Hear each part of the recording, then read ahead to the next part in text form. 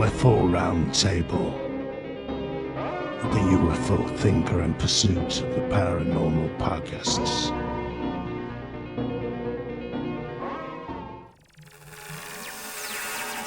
Okay, so welcome back to the monthly Roundup Round Table / festive edition, end of year edition type thing with myself, Frank, UFO Thinker Podcast, part of the Calling All Beings Cab network. We also have Ash from Pursuit of the Paranormal Podcast and UFO Identified UK, the UK's premier UFO group. How are you doing, Ash? That's the one. That's the one. I'm good. Merry Christmas, Frank. How are you? Hope you had a good Christmas. Very good, thanks. Very, very hectic indeed in my household, with little ones running around screaming and climbing up the Christmas tree and doing all kinds of craziness. But all in all, very good indeed. And we also have the ghost of UFOs present himself, the crypto enthusiast and font of UFO knowledge, the inimitable Dave Smethurst. How you doing, mate? Inimitable. I love that, Frank. Yeah, I'm doing great, mate. I had a nice Christmas, nice chilled Christmas. Watched that film with Julia Roberts in it last night. Oh, it's on. I can't remember what it's called. Like Leave the World Behind. Yeah, it's absolutely excellent. I recommend everybody watch it. It's really good. It's like a sort of apocalypse sort of starting thing. Very interesting. So I watched that last night. It was very good. But yeah, I had a really nice Christmas, nice and chilled, family round, just talking, really good. And I had a drink, which I don't normally do. Not much, but for me, it was quite a bit. So yeah, great. And you two guys sound like you've had a decent one. Yeah, not bad. I'll tell you what, Dave, it's a bit of a weird synchronicity. I myself also had a drink last night, and I watched the same film last night as well. So there we go. And I found it very good, very enjoyable, probably partly as a result of the beverage, which I consumed. But yeah, very good. I had an old-fashioned cocktail. I don't know if you've ever tried one of those, but it's become a bit of a festive beverage of choice over the last few years. What were you on, Dave? I had Jack Daniels and Coke and a Peroni. I was Don Peroni. Excellent. Sounds good. Well, you can't see right now because my camera's not working. The listeners won't be able to see anyway, but I'm currently drinking a bottle of Corona. So keeping the festive vibes going. Oh dear. I hope you'd be all right to produce the show, Frank. I don't know if I like the sound of that. Well, it's the one and only Corona of the evening so far, so I think we'll be all right. But we'll see how the evening professionals there, boy, professionals. Yeah, right. Have I shown you this wine before? Oh no! Look at what's this here then? Oh, very nice. It's a famille pairing. It's called Close Encounters Chateauneuf du Pape. Very nice. It's a French wine. I don't drink wine. I just have it just on my display. But it's based around an actual bylaw in the region of France in 1954. The mayor actually made it a law that UFOs weren't allowed to land in the vineyards. Right. And it's an actual law in France. Wow. Bylaw. That's brilliant, Ash. And no one's ever broken that law, so it's been working. Yeah. Well, yeah, that's still a law today. Chateauneuf du Pape, very nice. Oh, excellent. Well, there we go. We've all learned something there this evening. What's it called again? The place where they have that law? Is it a specific town? The vineyards of Chateauneuf du Pape. Oh, so it's the entire area then, sort of thing. Well, I'll have to put it on my list of places to visit then, and we'll see what the situation is down there. It's got a nice UFO on the label, shooting.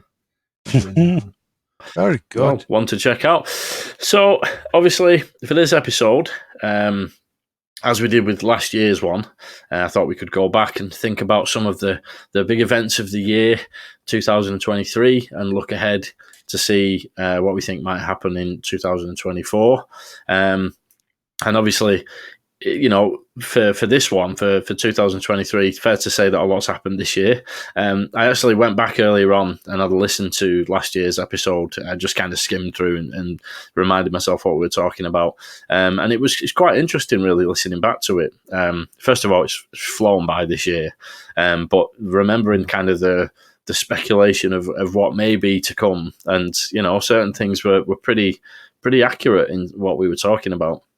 Funnily enough, there was also the discussion of the Wisconsin lights this time last year, which was, there was a UFO case and all the rest of it that was kind of getting a lot of traction online, people discussing it. And I think it's safe to say that it essentially ended up being most likely to be somebody's really intense Christmas lights display. It's pretty funny when you look back on it. I don't think that case really stood the test of time as one of the greats, but, it's always interesting to look into these things.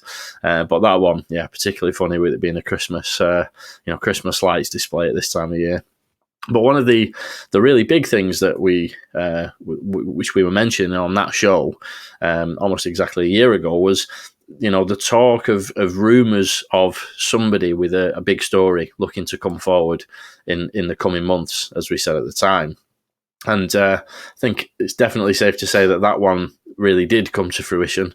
Dave Grusch stepped forward, and as we now know, various people who knew Dave Grusch before he went public obviously have been discussing the possibility of him coming forward and whatnot, and some of that kind of word spread. And it was one of those scenarios where the word on the grapevine, proved accurate in this particular case. In some ways, part of the problem was that the grapevine actually gave away a little bit too much, and there's been discussion about how some of the information kind of came out before Grusch stepped forward, and it kind of actually put a little bit of pressure on Grusch to come forward quicker and in perhaps a different way to what he'd originally planned. But I think the main point on this is that Grusch, did indeed come forward, someone with that verifiable, glowing record of military service and a long-term intelligence officer whose actual job it was to investigate what was really going on with UFOs from the inside, with that high-level clearance and access and whatnot. Basically acting on behalf of the people to satisfy the curiosity and the demand for answers to those questions with the backing of Congress. And that's what Dave Grusch was doing. It's fascinating, isn't it, when you actually think about it, especially now, a little bit down the line from when he first came out.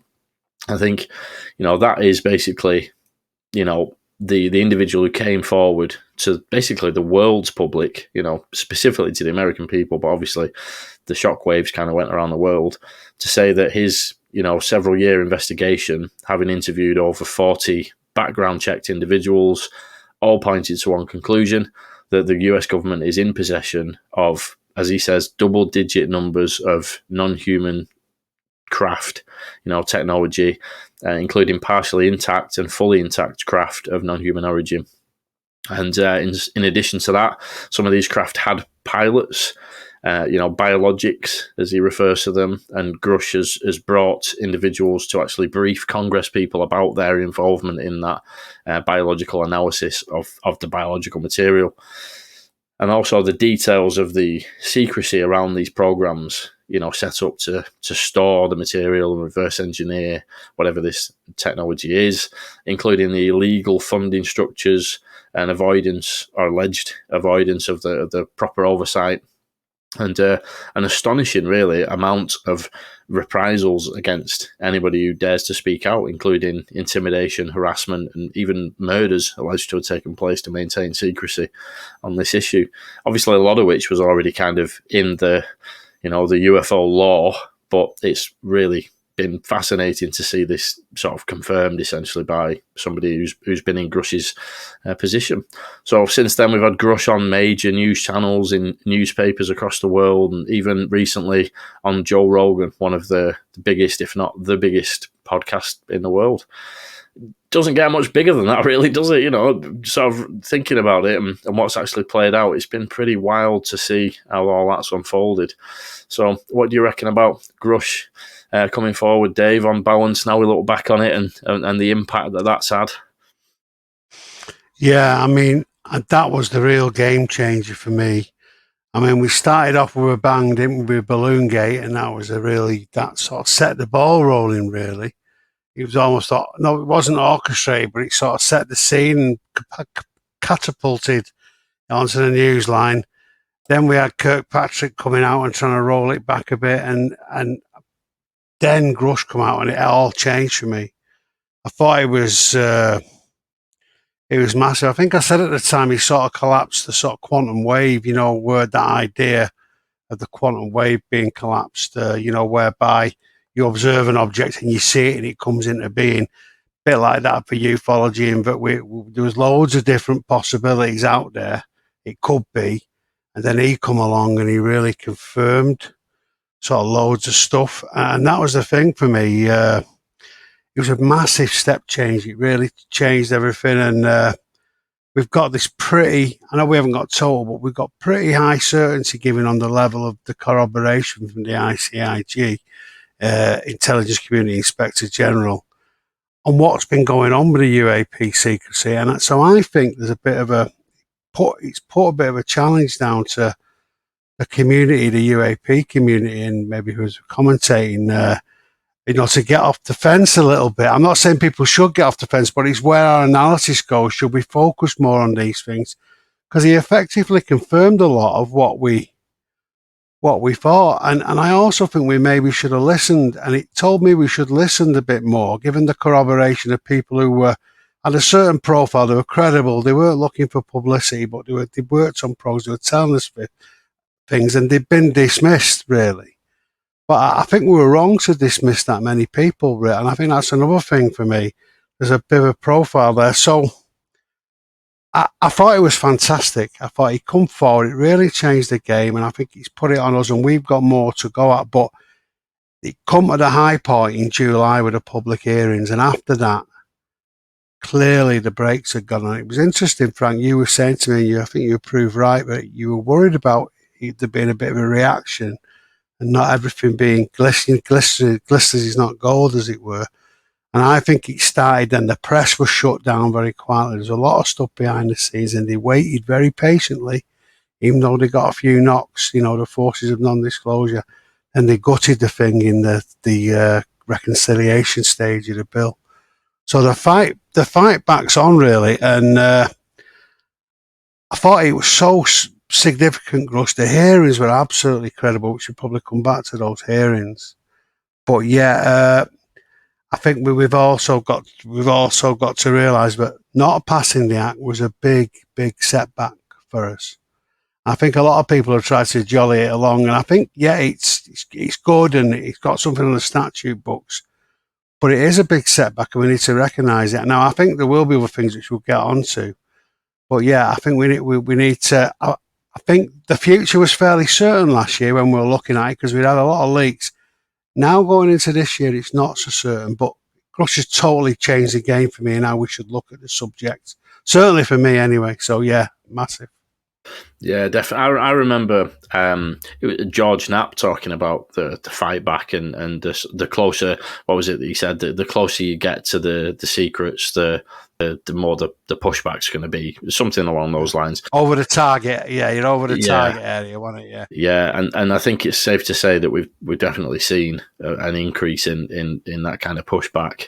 But yeah, just a crazy thing to happen. I mean, I sort of had pretty strong indications when we talked about it last year on the roundtable that it was going to happen, but I don't think I even anticipated something on this scale. Dave Grusch on Joe Rogan was a pretty mind blowing, I think, in terms of we're not seeing the impact of that yet, I don't think, but like the mainstream news hasn't really picked up on it as much as I thought maybe they would do when I first saw Grusch coming forward. Don't get me wrong, he's been on news and stuff like that, but you'd think it'd be like the main story on every online news website and the front page of every paper. Maybe that's my bias because I'm so interested in this topic, but I don't know, it seems like it should have been a bigger impact in terms of mainstream media, but there's no questioning that the impact that Joe Rogan's podcast is going to have, like the 10, 20 million people that listen to that, and I don't think we've really seen the knock-on effect of that in terms of, people getting interested who perhaps weren't before, because there will have been a lot of Congress people listening to that podcast and, thinking, oh, let's go on, let's see what's actually happening with this guy then, and let's give him a fair crack of the whip kind of thing. And some of them might not be convinced, but some may be, and that may well inspire them to really, push for transparency with whatever tools they have available to them. So I think that will be something we'll see continuing to develop. as time goes along. It's like, I remember getting into this topic, a lot of it for me was the New York Times article and, Lou Elizondo coming forward and what TTSA were doing. And that kind of really inspired me to get involved. And a lot of other people who I speak to now, researchers and stuff like that. And I think Joe Rogan and Grusch coming forward in general and Grusch going on Joe Rogan, I think it'll inspire a whole new wave, of interest in that area. What do you reckon, Ash?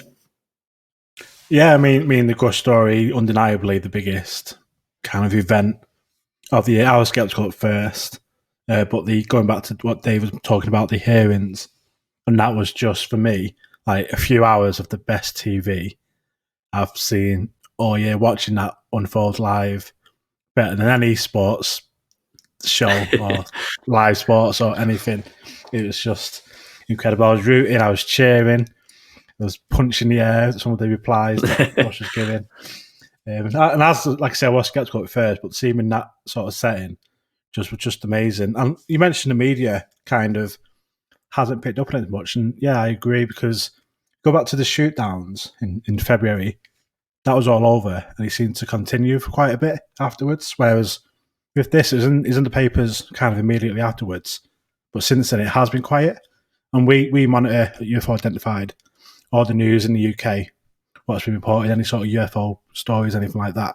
And it has been quiet, which is a bit sad, a bit of a shame. I think with that, like you say, it should be front page stuff, what he's talking about. Whereas with the shoot downs, that kind of was, and a lot of more people seem to be aware of the shoot downs at the Alaska and the other balloons than they are of Grusch. And whether that's just because it's more in your face, got pictures and stuff like that, rather than a guy sat in a courtroom. Maybe that's why it's just not as exciting to hear someone talk, rather than talking about military shooting something out of the sky. It's just more exotic or something for the mainstream. But it's just a bit of a shame that it hasn't kind of kept up the sort of media flurry that we saw initially, which is a bit of a shame. Yeah, it's a good point that comparing the impact that it had in terms of the mainstream news. The balloons undoubtedly was everywhere, wasn't it? Like that was what I would have expected, like you say, the Grusch thing to have been. But perhaps that's what it is. Perhaps it's the kind of first of all, the immediacy of it. Like, hang on, there's something we don't know what it is, and it's floating right over over a certain city, whatever city it was. I can't remember now off the top of my head. And there was pictures of it that people were taking and posting to social media. And obviously the actual shoot down itself, there was a video of that, wasn't there? Sort of thing. You could see the jet coming in. I don't know. I've often dismissed photographs and video because it's too difficult to verify anything. But perhaps that actually speaks to how important a significant photograph or a video could be, because that may be the difference there. Like Grusch, I've kind of talked about the hearing as Godfather Part 3, where it's a lot of courtroom action. You know what I mean? You don't quite get the action that you get in Godfather Parts 1 and 2. I don't know if you've seen the Godfather movies, Ash, but, well, no. Take it from me. The first two are a bit more action-packed, and the third one's a lot of courtroom drama, and it's about 3 hours long. Right. So if you're really into the Godfather, you're probably going to really enjoy the Godfather Part 3. But if you're not... I like John Grisham books, so that's... Yeah. Hey, I'll tell you what, it's worth having a watch if you've not seen the Godfather movies, just on a tangent. If you've got a bit of time over the holidays. On the Presto, when I did the research for I was doing for the Ghost of Christmas Present stuff, I looked at it, and what happened was Balloongate kicked it off, and then there was quite a few things written about it. Grusch come out. There was quite a lot of interest in Grusch, and there's quite a lot of articles there. Then the Axe come out, and there was quite a lot of interest there. You had stuff in the Guardian and all the rest of it, and then after the hearings, I think something changed, and the decision was made, I think, whoever these people are, to shut it down, and it all stopped. The Senate hearing stopped, but the press coverage stopped dead. I think in the Church Commission, where they had a lot of control over editors, owners, and all the rest of it. And when I looked at it again, preparing for this and thinking about it, I think there's definitely a lot of influence sort of used. I mean, I know it sounds very conspiratorial, but there was definitely a push to shut it down. So for me, it was a bit of a year of sort of two halves. Up to July, it was great, and then it was shut down. And I think that indicates that they've realised they sort of know where to go, but they're going for it. The other side of it, and interestingly, coming back to that pictures like we were talking about last time, I think provenance is important. Picture on its own won't do anything, but if it's verified by the government or whoever, who people are aware, then it does become important. But I think what's come clear to me this year, and we've talked about it before on the pod and everything, I think people will really have to be convinced, because I think in the back of their mind, a lot of them think it is true, but they don't want to acknowledge it. I think people are more aware of it now. You think about acknowledging it, and I think we're going to have to virtually, or metaphorically, grab them by the scruff of the neck, make them look at a picture and give them incontrovertible proof, because people don't want to believe it, and I think that's a factor. So there's two things in play there, and I think the people, the agencies who are trying to suppress it know that, because it's one thing having interest in UFOs in the sky and it's all a bit of a mystery, but when it's becoming real like it is now, people won't want to buy into that because it's so shocking. And I think that's a fact. I may be over-egging it a bit. So I noticed those two things this year, that definitely a lot of press control being exerted, which I wasn't sure about before. And the fact that people will have to be properly convinced because of that factor. And we talked about it, the will to be ignorant, we called it, Frank, in a pod about a year ago or so. And it's that sort of thing, yeah. Yeah, definitely. I think it's been a bit of an eye opener in terms of, as you say, it sort of sounds a bit conspiratorial, and I really try and avoid anything unnecessarily conspiratorial. But as we know, conspiracies are a thing, and organisations and groups do conspire to do certain things, and they have done in history, and that's been proven. But in this case, it does seem striking, the kind of coordinated nature of the way that certain articles have come out at certain times and things like that. And obviously, to shape narratives, as we've mentioned on the podcast before, every time Arrow are going to put a report out, they preempt it with a TV interview and that kind of thing. I think at the very least, it's pretty clear that there's a direct attempt to shape that narrative. And to what extent that actually goes into is I suppose debatable, but I think it's clearer than ever now that there's definitely that manipulation of information going on to sort of present a narrative a certain way, which is, I suppose we've kind of suspected that, but it's become a bit more in sharp focus, recently. But yeah, what do you reckon, Ash? Anything further to add on all of that? Just like it seems to have been, like, as well as the media, the whole kind of topic seems to have been a bit quiet lately. Obviously, the kind of the amendment got shut down. Or whether it's just because we've been spoiled over recent years, where there always seems to be a lot of stuff happening. Whereas recently, the last few months, just seems to just be quiet in general. Like, we've sort of not really seen any videos that released or new names or anything. Whether it's just because, like, whether it's been shut down or whether we've just been spoiled in recent years, it just seemed like we're due something. Something different or something new, just because there hasn't been anything really, like, for the past few months. If that's just me. Yeah, I know what you mean. I think it feels to me like I don't know. I mean, it's just my perception of it, but I think the nature of the pushback and the nature of that legislation being sliced to pieces has perhaps been a bit, unexpected. The extent of it. A pushback was expected. Like all the various kind of ex-insiders, your disclosure advocates like Lou Elizondo and whatnot have talked about how, there's always a plan B and a plan C. But, I think this has got to be, perhaps unexpected. The extent of it is perhaps unexpected, even for those folks that would have expected that pushback, because it seemed pretty bold, really. A real game-changing piece of legislation put forward like this, and then for it to get all the way through with virtually no barriers, and then right at the last minute it gets shut down. And obviously, as we know, we've discussed quite a bit, the key individuals who were responsible for shutting it down also, coincidentally, just also happened to be the ones who were getting the largest amounts of funding from defence contractors. I've kind of seen it as just like that pushback was so strong that the various kind of stakeholders, if you will, who are playing a part in the transparency efforts, kind of just regrouping a little bit and figuring out what to do, to go forward. Are we going to go with Plan C, Plan B, that kind of thing?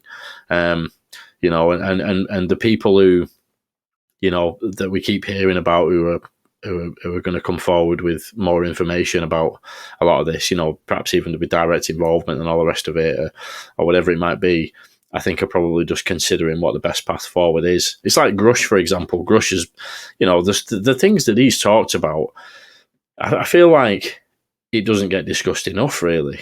We're talking about somebody who's said that he's in fear for his life. He said that very clearly. It's terrifying, isn't it, to think, like, one minute you've got a very, good job, with excellent pension, all the rest of it, doing well in life, you know what I mean? And then the next minute you're not in that job anymore and you're fearing for your life because of the reprisals of what you tried to bring forward to the public. It's and he doesn't seem like the type of guy who would be, going over the top about that. So anybody who's considering coming forward maybe is having to rethink, not perhaps rethink whether they're going to come forward or not at all, but just you'd have to put extra precautions and stuff in place, wouldn't you, if you were hearing things like what's happened to Grusch? And I think if you think about it, Kirkpatrick overplayed his hand at those hearings, and that really irritated a lot of people. And I think that brought forward Grusch coming forward, as it were. I think he was going to come forward a bit later in the year, and that really shocked him. So they're a bit like somebody in the ring, in a boxing ring. They're on the ropes for a bit, and they kept getting. And the culmination for me was the hearings. The acts, then the hearings. It was one thing after another. As I say, they slowly come back, but we could see this sort of shadow war after that. This hidden conflict we always talk about, because it's a bit tit for tat. One side would do one thing, and then another would do another. Kirkpatrick did a rubbish report, and then so they said he'd been advised by legacy program people. Chris Sharp got that article about all these contracts of interest. They've all got in the Department of Defence, and how they've all been the people charged with rooting out these programs have actually been overseeing them for years, and all the rest of it. Then we got Lukatsky coming out about that craft revelations. They actually had one, and they've been inside one. Crazy stuff.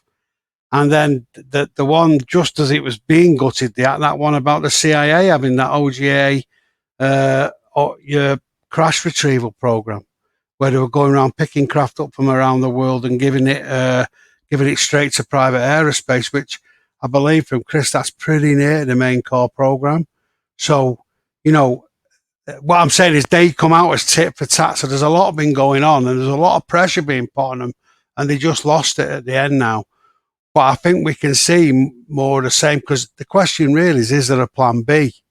Because we've got to assume they played a pretty good, hand of poker, as it were, or game of chess so far. So I've got to assume there's a plan B, but I think they were really expecting this to happen as well, because we had the Soul Foundation clearly set up to help the transition, talk to industry, talk to academic scientists. Then we had Danny Sheehan's thing, the Paradigm Institute, for the political side of it.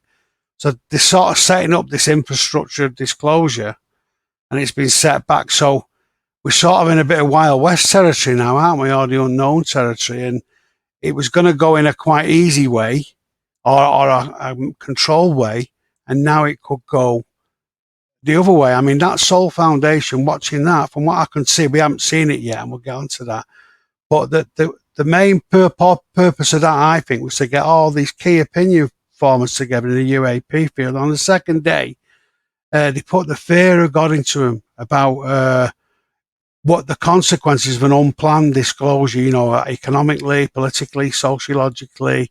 And they were really saying to people, we've got to be measured in what we disclose and how and the time.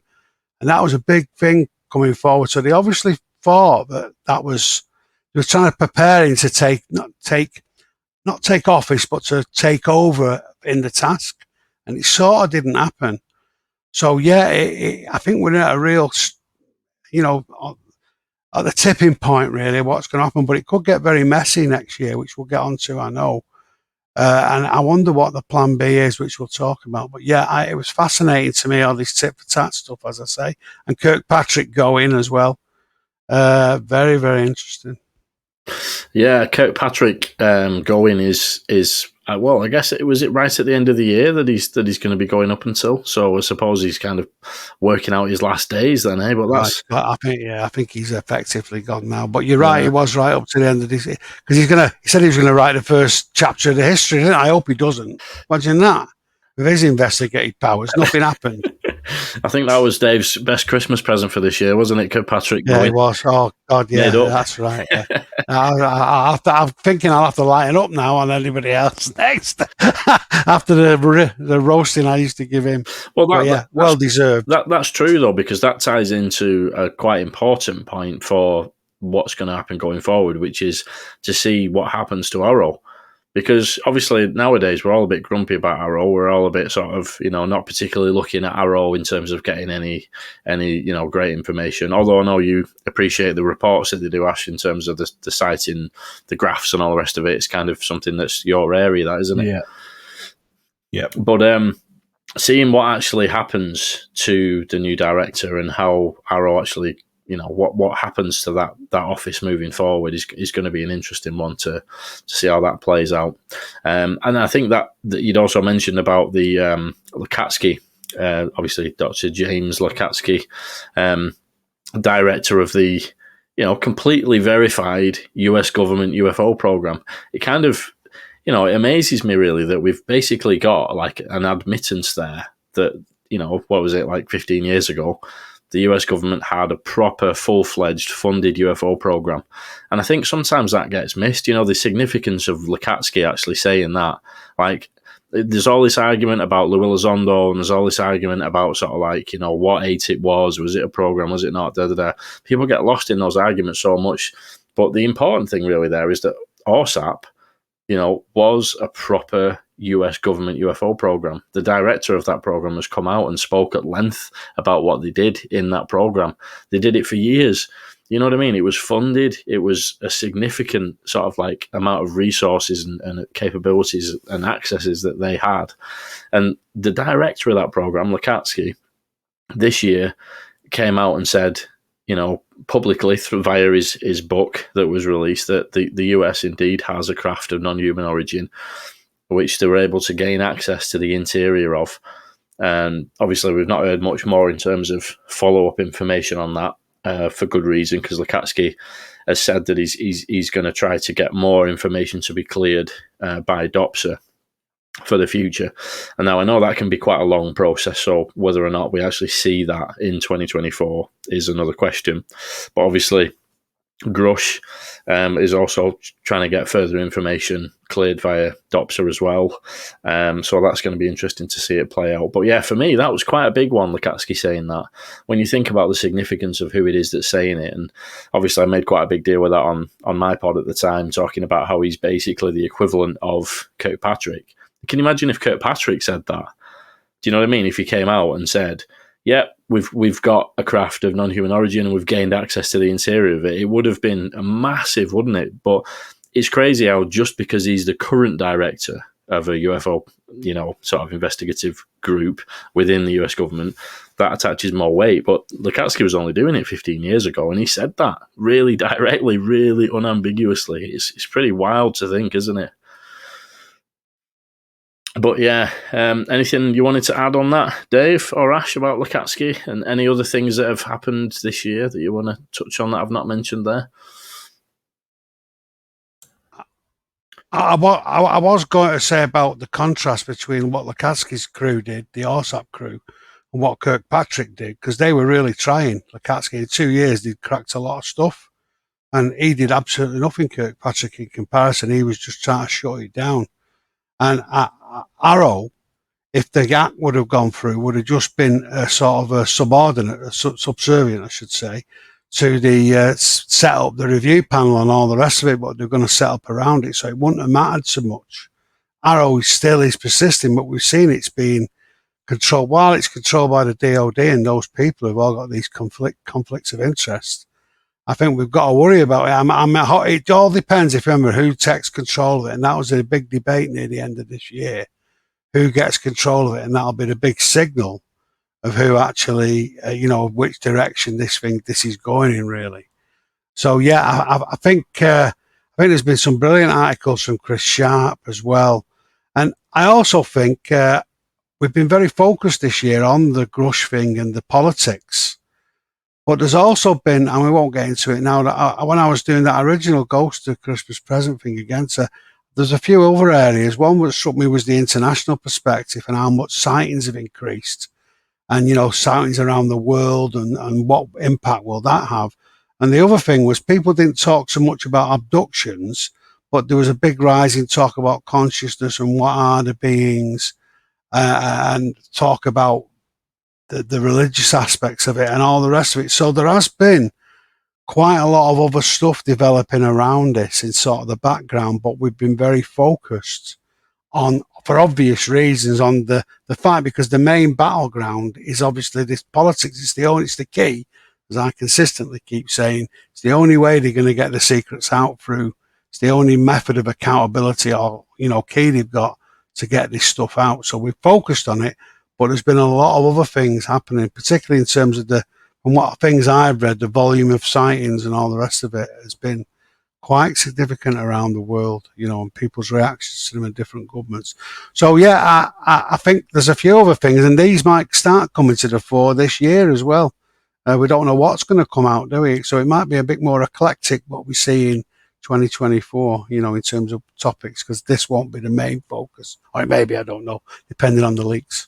Yeah, it's a really good point, Dave. I'm glad you mentioned that as well. Some of the wider kind of issues within the UFO topic, because as you say, we have been, definitely, I and we on the podcast have been focused on, the huge story of Grusch coming forward, and of course the comments by Lukatsky and what Arrow's up to and that kind of thing, because it's kind of quite a pressing concern, something that's unprecedented progress in terms of getting transparency from the government and whatnot. So obviously we focused on that, but certainly something I've been thinking about quite a bit, funnily enough, since I've been having a little bit of time off for Christmas as well, is, what it must feel like to be somebody who, has been abducted, or somebody who's had a profound sighting that's completely changed their life.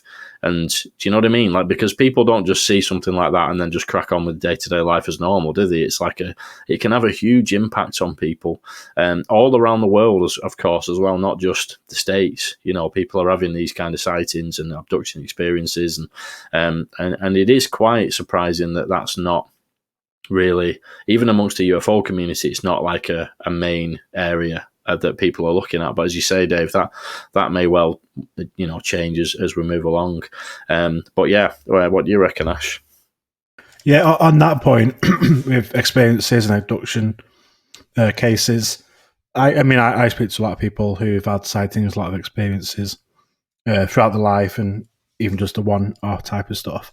And kind of when they talk about sort of what's happening in the news, what's happening in America, sort of the most common kind of response I get when I ask them what they think of it is, I don't care what they say. I know what's real because it's happened to me.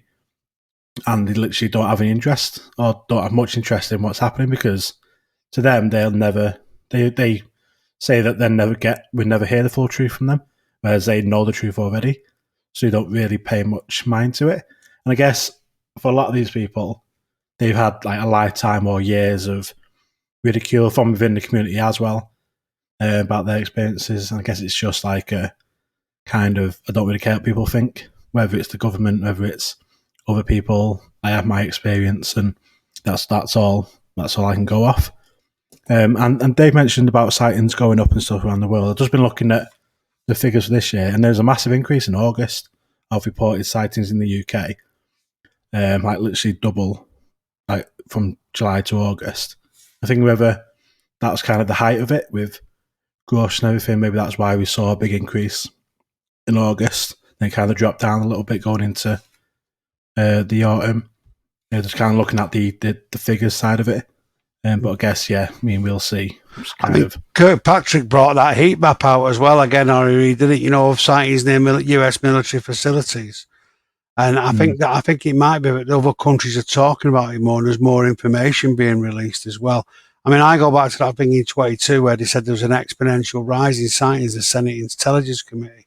So there must be something to make them think that, and you get the impression there's more activity around military stuff, but you also got the impression people are looking at it more as well. So, Mm. yeah, it's always it's hard to tell about. And if there is a rise, what does that mean? You know, we've seen a rise in tension around the world. I don't want to get too woo about it, but we've seen a rise in tension around the world. We've seen a rise in activities. But if those two things are a correlation, then does that indicate that, again, you know, there may be some event or whatever, or I don't know. But you know what I mean? Is there a correlation? Because that was one of the things I was asking myself when I was thinking about what had gone on this year. Interesting just to note, by the way, when you see that heat map Kirkpatrick produced, Sharpie told me this, there's no sightings in Europe. Well, there was actually loads of sightings in Europe when I looked. But it's the US Air Force that handled that reporting, and surprise, surprise, they didn't report anything. There's a big gap. If you look at that map he did, Kirkpatrick, they have lots of military facilities on the ground in Europe, the Americans, but there's no sightings mentioned because the US Air Force are in charge of that mainly, I think. So there you go. Off the radar anyway and all that, yeah. So, and well, it was the Navy and the other bits. Anyway, that's a bit of a sidetrack. The point is, reporting is very important. But generally speaking, that increase in sightings is very interesting. And we've got the thing about what is going to be this international response. We've still got the San Marino thing on the back burner, although I understand it's had a bit of a setback because there's been a bit of a regime change. Regime makes it sound like a military junta. They've had a change in administration in San Marino. So, but if that gets to the UN, it's again that thing about disclosure may become international, and what does that mean? And that was another thing. That's for me, the rising sightings and talking about it was quite important as well, you know, because that's where this may want to go. And I think that the people who want to see disclosure sort of prepared that ground quite carefully with the San Marino stuff.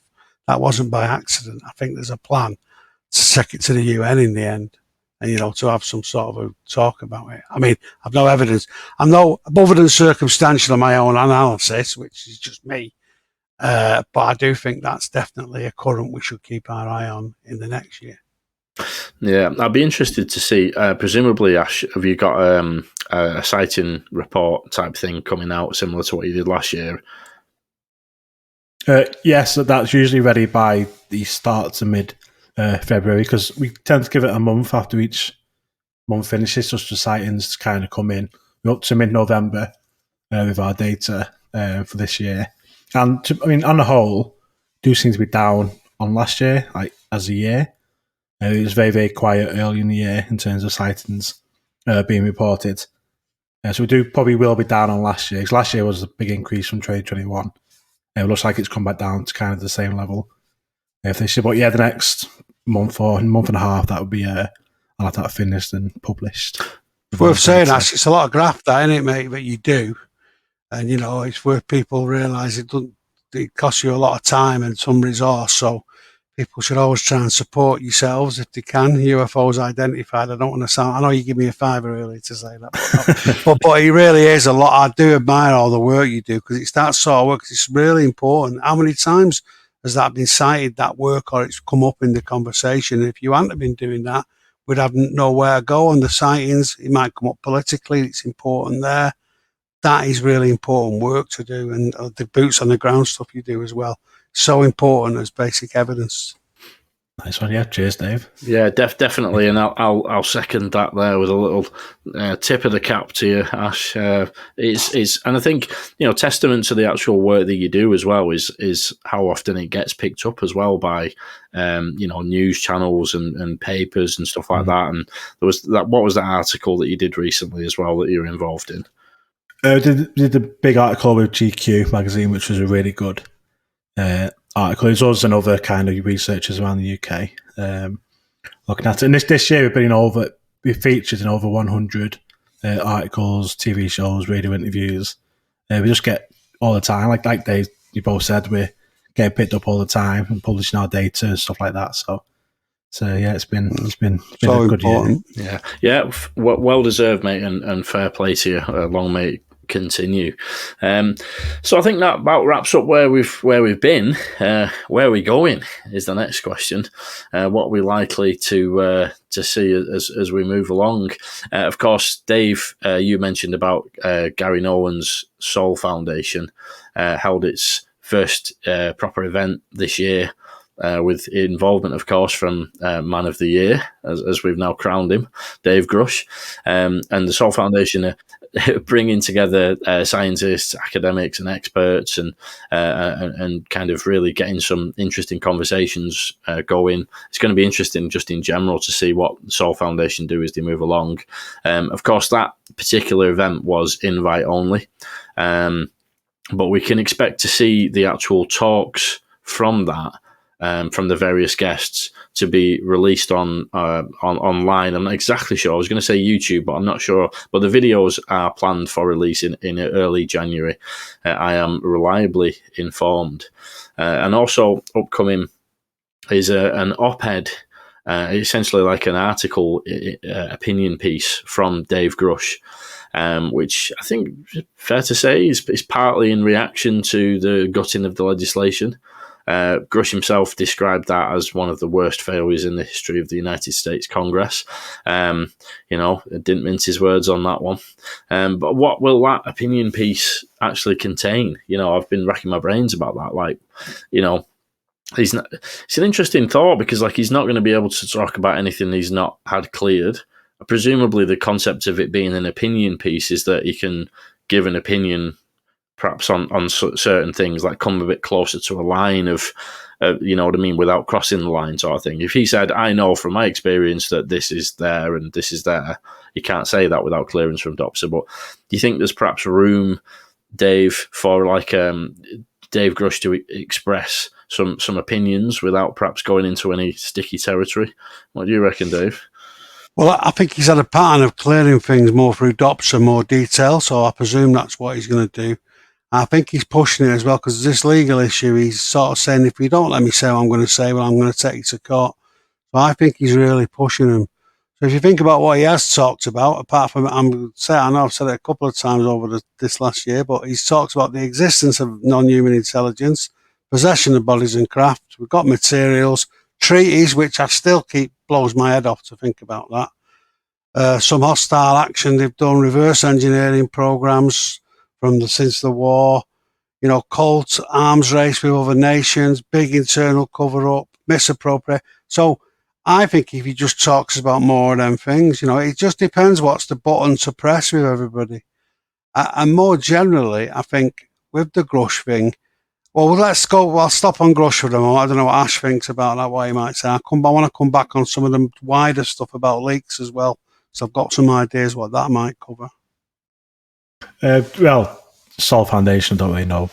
Not really been keeping up to speed on that one. I'll probably pass back regarding the whistleblowers.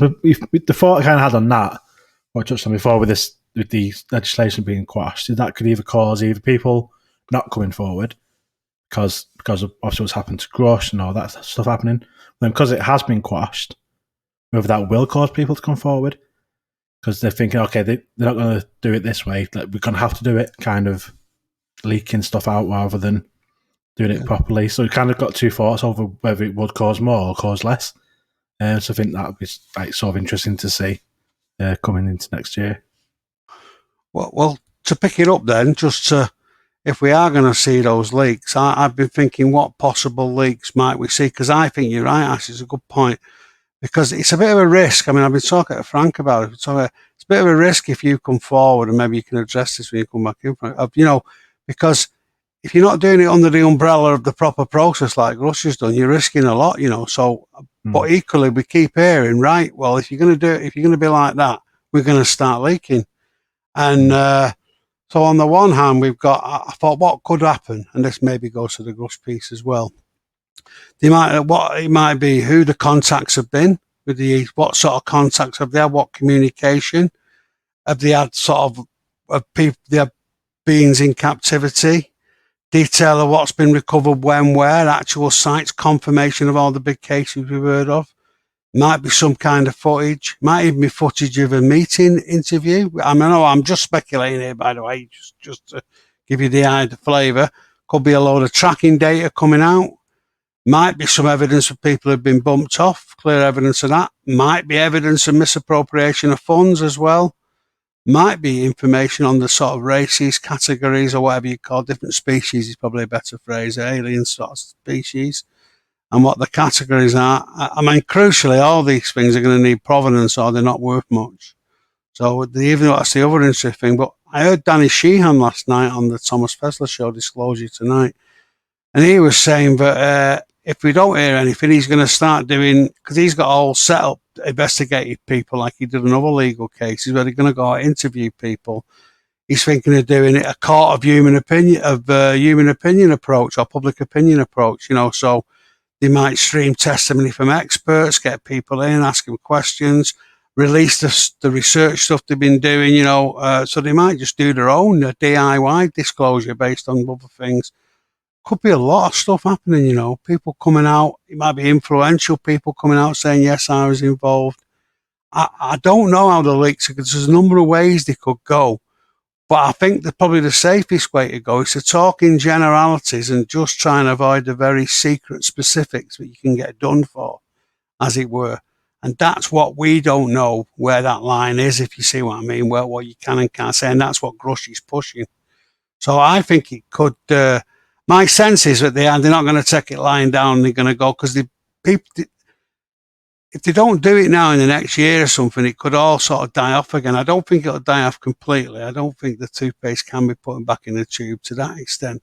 But I do think it could die off a little bit. So I think, having played the card, started the game, as it were, they need to try and finish it. And so I think the balance of probabilities is going to be a lot more leaks, because they're talking about, it's going to be quite significant, but it's got to have a shock factor and it's got to convince people. That's the key thing. It's got to have some sort of key provenance, and that's the difficulty. But yeah, so I think, that'll do that. Sorry, Frank, I thought you probably wanted to come back in there. Hey, no, you're all right, Dave. No need to apologise. But yeah, just to pick up on that you were talking about there was earlier on as well, the treaties thing, again, is absolutely mind-boggling, isn't it? And, I sort of described that as being what I consider to be on slightly more shaky ground in terms of being able to verify it and that kind of thing. But, at the end of the day, I've already sort of gone on and on about Grusch and how his background's impeccable and that kind of thing, and he's done his research on these people he's interviewed, and if he's come to the conclusion that, the treaties may be something that has taken place, it's really interesting to think, and, are we going to perhaps see anything in his op-ed about that? That'll be one to keep an eye on, and certainly how it develops over time as well. But yeah, do you know what you were saying, Ash, about, people who are already thinking about coming forward might get put off and that kind of thing, and potentially, or could it be, new people might be inspired, to come forward after seeing the nature of the pushback against Grusch and that kind of thing. I think you probably, it could be quite likely we could see both of those things happening. People who are already thinking about coming forward may well see what's happened and think, actually, do you know what, I'm not going to bother.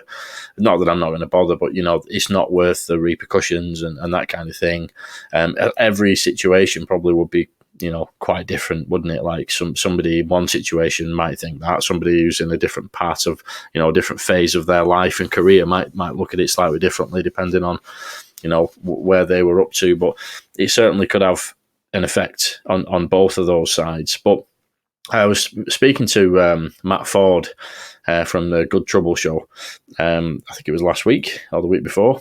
Anyway, quite recently, he was on the Christmas episode as the Ghost of Christmas Future, and he made a really good point about leaks, which is it's very unlikely that anybody who's already got a protected disclosure, i.e. any of the people that Grusch has interviewed, they're very unlikely to leak anything, because, or at least they're very unlikely to leak anything that is contained within their protected disclosure that they've already given, in terms of giving information to the Inspector General or to Congress or whatever it might be, or to Arrow. Because if they come out with very specific information as a leak and don't put their own name on it just because they want to get it out into the public eye, obviously the Inspector General or Arrow, whoever it's got that protected disclosure, they're going to know that it's come from that person if it's specific information. So they're very unlikely to go down that path. I think if they're already in the system, as it were, they're probably not going to leak anything. However, people who aren't already in the system, the people who perhaps didn't have anything already ongoing in the pipeline, if they see all of this, the events of the last year, and they're inspired to come forward, but they think, actually, do you know what?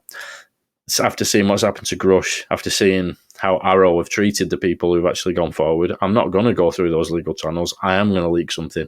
I think that's probably the scenario where we'd be most likely to see an actual, proper leak kind of thing, rather than just somebody going forward and pulling the whistle, or blowing the whistle even. But yeah, it's. I think that's probably a really good point there of what we might see in terms of leaks. What do you reckon, Dave? Well, I think that's made me think that when Matt said that as well. Yeah, that is true. I mean, there is a lot of talk of another event as well. Yeah, there's been a lot of talk of that, and Lou said there's something you might not think of, but other people have said there's something else happening. It doesn't sound like a Grusch type thing, or a classic whistleblower thing that we're looking at, and I think that's a good point. They don't want to sort of, mess up their own sort of testimony, do they, or approach they've spent ages on. So I don't know what that could be, but I get the impression it could be some big revelation, yeah? We've still got that guy who said he was trained up as a kid, by the Air Force, and that he's bringing this book out. There's that to come out, which everybody's talking about, but yeah, so I think there could be something else in the works as well. I mean, we've got Lou's book to come. Apparently Lou's doing a documentary as well. We've got James Fox doing a documentary. We might also see some new legislation as well. I mean, trying to do it again, or even Biden might even go, all right, well, I don't think he's going to do this, but, do the act anyway, because he could do it. Anyway, getting back to the leaks, I think it will be something a bit different or parallel, yeah? And it'd be very interesting to see what that is. Yeah, so I sort of agree with both, but I'm really struggling to think what this other event could be. Because in the past, when the government have thought about disclosure, from my reading on it, they thought of doing like a public event, like, a display or some sort of show where they'd have some alien bodies on show, craft, and like a run by NASA or NOAA or somebody, where it's a bit of an exhibition to take round. So whether it's something like that, I don't know. Or whether Danny Sheehan's the way forward, where they do their own investigation, but it's more verified. I don't know. It's a real head scratcher, Frank, what it's going to be, because people. So maybe it's this generalities thing, and so I don't know. But I think this other event might be quite key, and I think Lou's book is definitely going to coordinate with something else, and it might be that. So yeah, that's where I am with it. So where's that coming from? I hadn't heard about that. The other event, is that something Danny Sheehan's been talking about? Yeah. To be honest, I haven't looked up before we come on, but it's things. A few people have mentioned it in pods and shows who are quite credible. I'm sorry, I can't remember who they are now, but it's like saying, well, something else is going to be. I mean, there's a guy, Exo Academia, and he's mentioned it. A couple of people on his shows. Nathan mentioned it as well, who we know from CAB. But I've just heard people. James Fox made some sort of mention of it, and it's just been in the air of people when I've heard it being talked about. I thought, well, these people have got something about them, and the impression I get is it's some sort of publicity or something they're going to reveal that isn't what Grusch has been talking about, or Grusch related or whistleblower related as such. So I get the impression it's going to be something more about an event, or some sort of happening or sighting or evidence to something like that.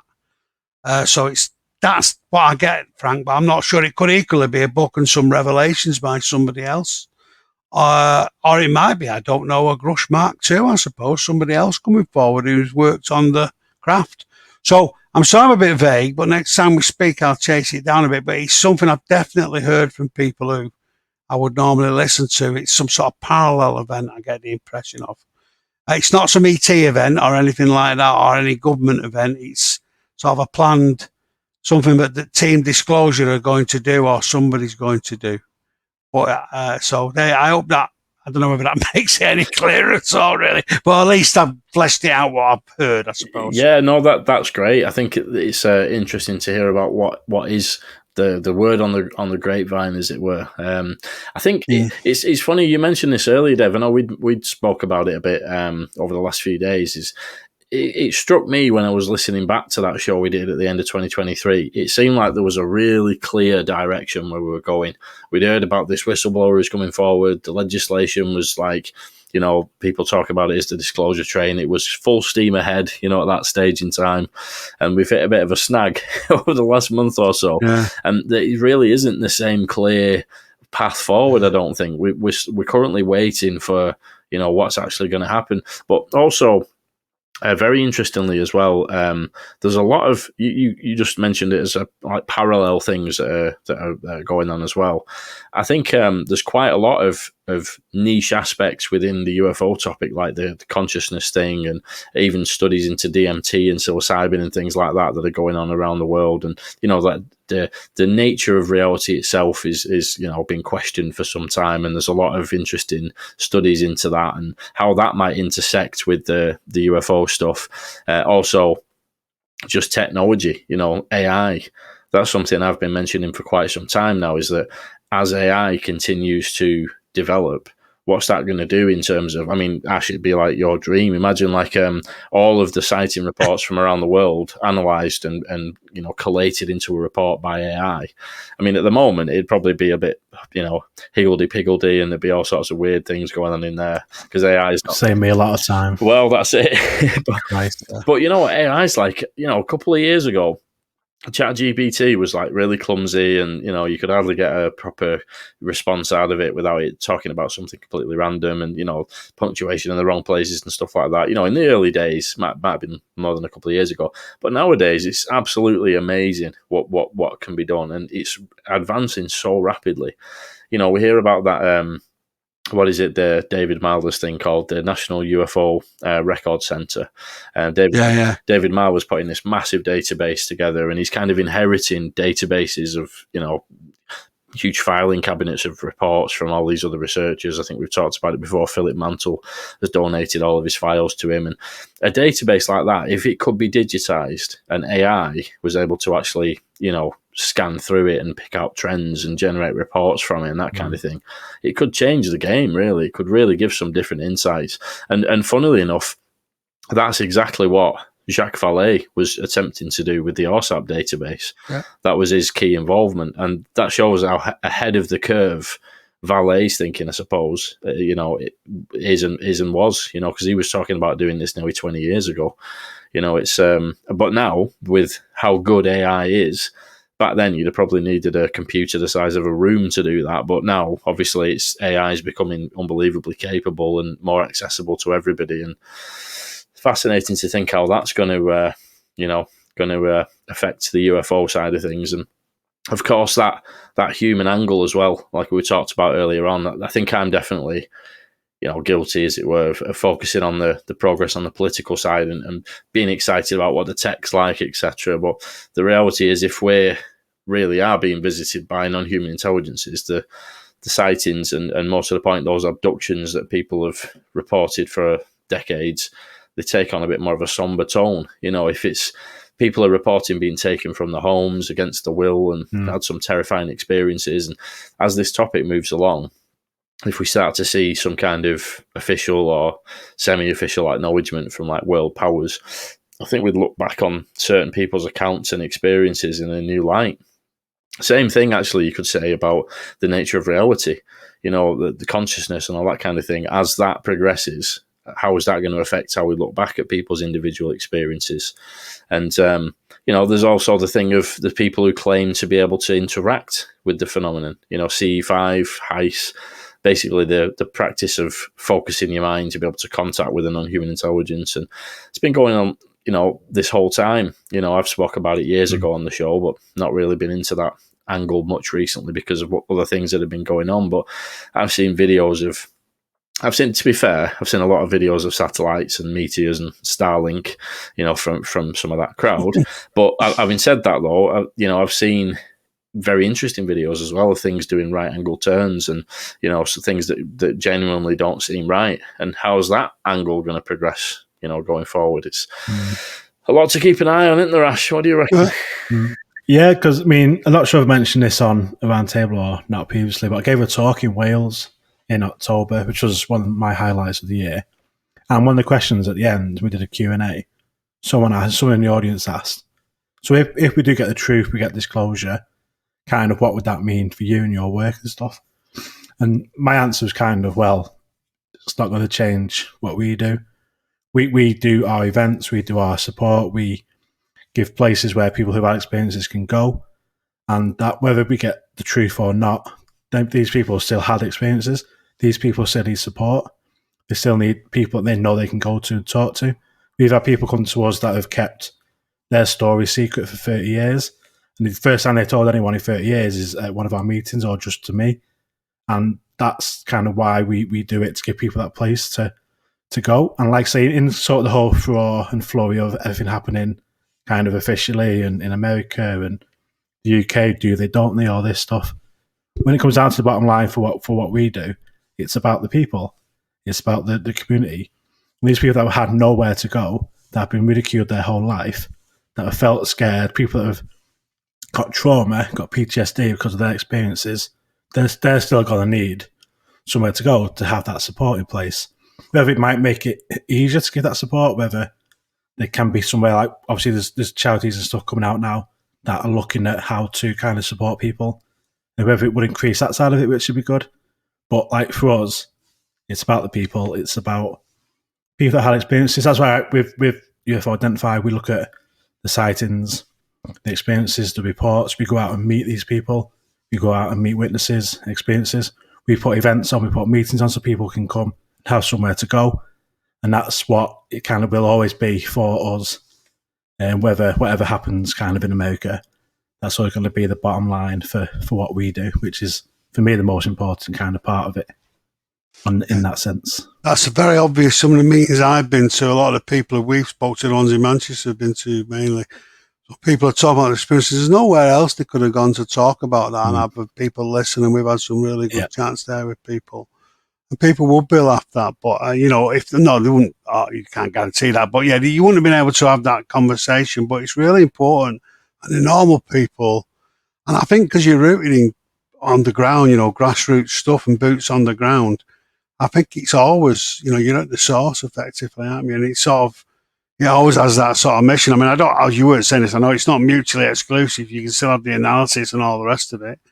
But yeah, that is really important. And how many people quote stuff, like going back to your report and other things and other people on the ground. That's sort of the ammunition, the fuel, isn't it, that keeps things going, as well as providing that vital support as well.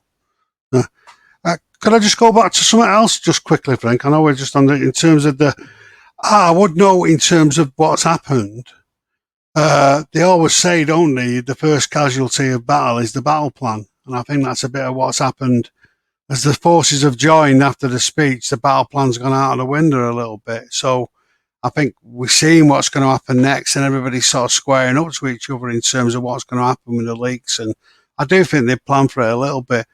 On the AI front, there's a great interview with James Iron Doley with a guy, I forget his name now, it's gone from my mind, but he was, him and his dad did a lot of work on it. It was a recent interview doing evidence, crash retrieval evidence and document stuff. And he's done a book on, I'll tell Frank, and he can put it in the notes later what the book is and the person's name. Whereas AI and UAP, I ordered it for him, should be coming tomorrow. And he asked this new AI now a lot of quite sophisticated questions about the trends, what's going on and what does it mean. It sounds fascinating, some of the answers. So AI, I think, is going to have a massive impact. It's just about trend spotting, thinking in ways maybe humans can't, and just being across all that data. Some of it would take a human being or even a team of people, maybe years or months, that can do very, very quickly. And that's really, really going to help us, I think. And I think if you're doing both, then asking the next set of questions. So I think I think you're right, Frank, it's really very powerful. And on the sort of the racist thing, the consciousness thing, I think it's quite important to think about how that might look in terms of what the nature of the beings are. I mean, because there's two possibilities potentially. One, that it's all interdimensional and the different consciousnesses. I don't think there's two. I'm going to come back to I don't think there's two. But there's the consciousness are coming in, they're having this impact, and they're very different entities to us coming from a different dimension because of the nature of consciousness and reality. Or it's people who've got technology who sort of understand how the universe works, the properties of consciousness and time, and they're able to manipulate it like that slide 9 stuff and just manipulate. So you've either got somebody in our dimension who can manipulate their deeper understanding of the universe, or you've got very different entities that are coming through and the sort of stuff that you do with a lot on your podcast, a paranormal podcast. And I've come to think it's looking at it quite deeply. I mean, it's sort of both. Because I think this year has shown, listening to the people talking, a lot of the craft and stuff they're talking about have got an extraterrestrial origin. Most of the people seem to think that who are dealing with it. But I still think there's a lot of evidence of other things as well that we see all the time. So I think what we're seeing is a much more sophisticated and detailed setup about the type of entities that we're dealing with.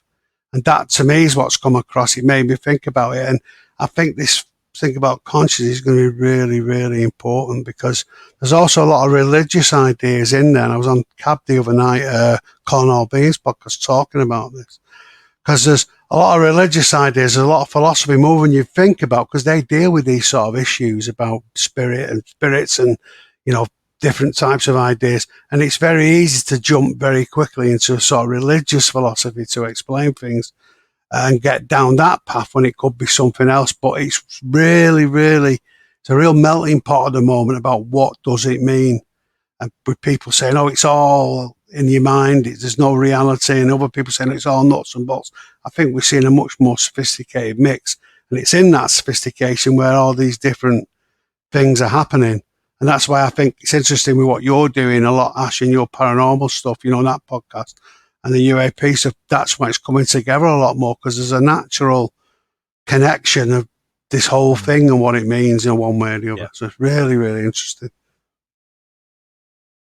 Yeah, definitely. It's going to be a lot of areas to keep an eye on. And a lot of those other areas outside of specifically UAP as well, UFOs, like, you know, just to be fair, just general politics. Like, whoever gets elected in the States is going to make a huge difference to this. The way some of these global conflicts play out is going to make a difference to all of this as well.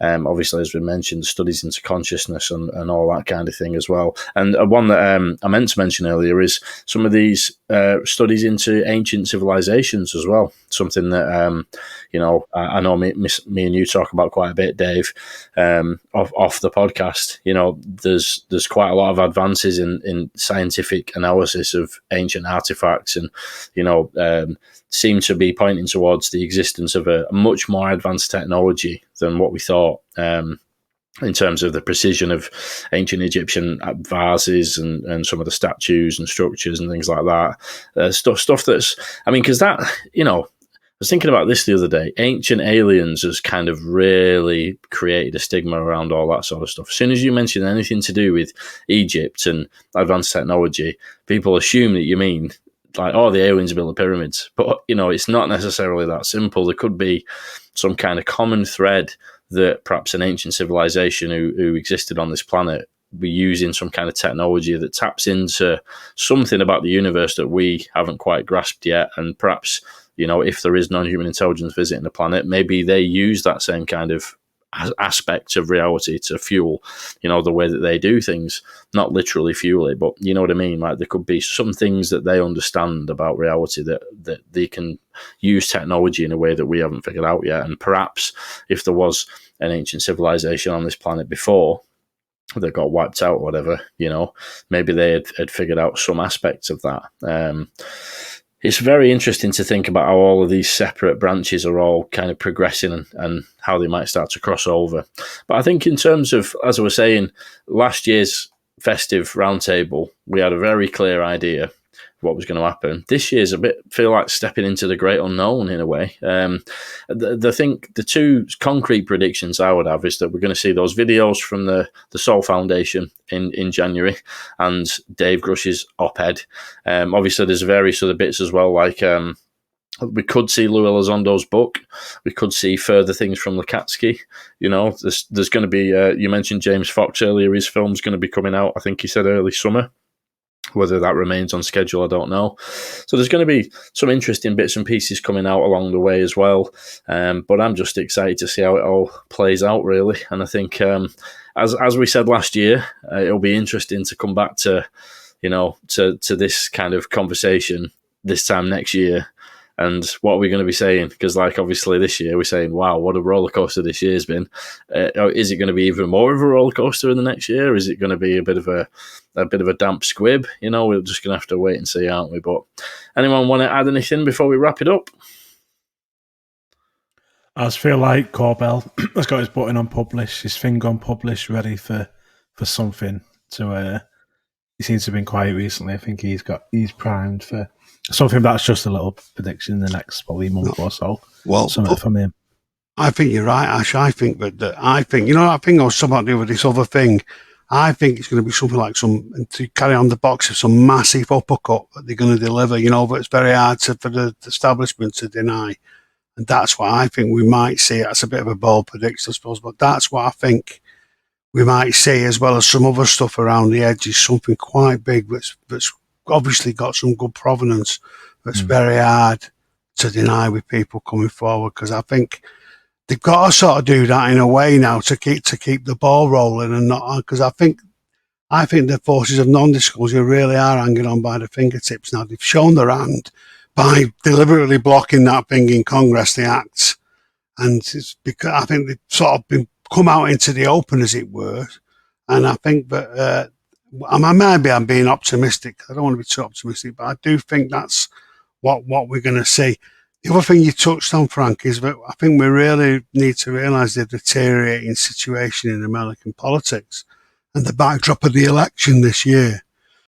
And that may be that it may have we won't be able to say it'll have a weird interplay on the topic. It may be that it's promoted, or it may be that it's pushed back, but there could be some weird politics. They always have something called the October surprise in American elections. And that's when something just before the date of the election in November comes out. It was Hillary Clinton, if you remember that, with that FBI guy saying she'd hacked, I forget what it was. People could see her emails. There's always something happens, some revelation, where they try and destabilise the result of the election. So there could be something around UAPs then, but if this Grusch thing comes out and there is a big event, then Biden might use it as some sort of tool, or he might not. So, but that backs up the situation in America is also, I think, very serious internally in terms of the factions, the lack of this very extreme different size, the difference is very, very adversarial.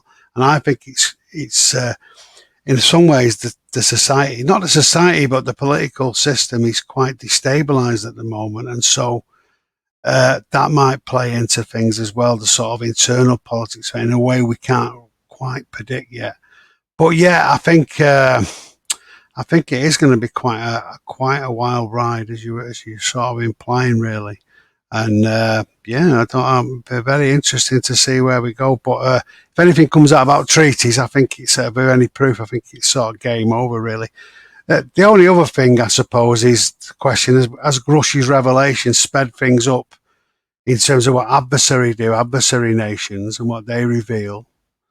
And also, and this is much more of a wild speculation, what the others might do as well. Yeah, we don't know. So that's more of a wild, that last one. But yeah, I think it's absolute. I think the uppercut is the one I would say something big's going to come out. I think they need to do something like that tactically. And then the Soul Foundation and all them can move in and maybe pick the pieces up. I don't know. Well, we'll certainly see what we can come back to from these predictions and whatnot on the end of January roundtable. We'll see what we've got to talk about on that one, eh? And obviously, as the year moves along as well, by the time we get to this time next year, I'll be interested to come back to see what we'd predicted and what actually happened and whatnot. But I think we'll leave it there then for tonight. So pleasure as always. Cheers, guys. Nice one. Happy New Year, everybody. Yeah, cheers, Frank. It's great to talk to you, and I really enjoyed that. And it's talking about it, even just articulating it makes it, you see all the different possibilities. So I really enjoyed that chat. I'll be thinking about it as well over the coming days. Indeed. Well, yeah, have a good New Year. And if anyone's listening to this, it may already be New Year by the time you listen. So happy New Year and all the best for 2024 to everybody. Yeah. All right. Happy New Year, everybody. UFO Round Table. The UFO Thinker and Pursuit of the Paranormal podcasts.